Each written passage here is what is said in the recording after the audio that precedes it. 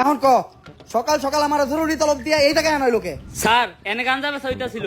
গাদা যেই শহরের ইন্সপেক্টর বরবাদ রাজা ওই শহরে কোন হালাই বেছে গাদা। স্যার উই যাওয়ারা। যাক সকাল সকাল তুই একটা ভালো কাজ করছস, যার লেগে আই ফাক ইউ। স্যার এইটা কি কইলেন আপনি? আরে আমি কইছি তুই একটা ভালো কাজ করছস, যার লেগে তোরে আমি ভালোবাসি। স্যার ওইটা আই ফাঁকি হইব না, ওইটা হইব আই লাভ ইউ। ও তুই তো জানিস আমি আমার জীবনে একটা জিনিসই দুর্বল, সেটা হলো ইংলিশে। না স্যার আপনি আরেকটা জিনিসও দুর্বল, যেটার লিগে আপনি এখনো বিয়া হয় না। আপ!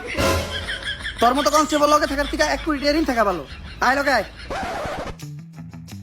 স্যার এই দেখেন পুরা দেশের মাল ওরাই নিয়ে যাইতাছে।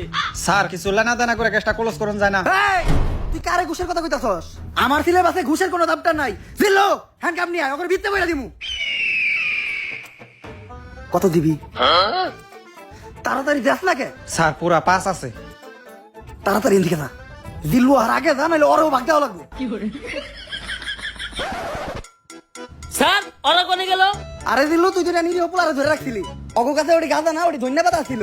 ওর মাই ডাইল বহাইতে, ডাইলে বাগা দিব ধন্যবাদ দিয়া। ফোনে কথা কইলাম, কইলে তাড়াতাড়ি ছেড়ে দিতে, তাই ছেড়ে দিছি। স্যার আমি আপনারে ভালো করে চিনি, যা করলেন এই জীবনে উপরে গেলে দিবনে।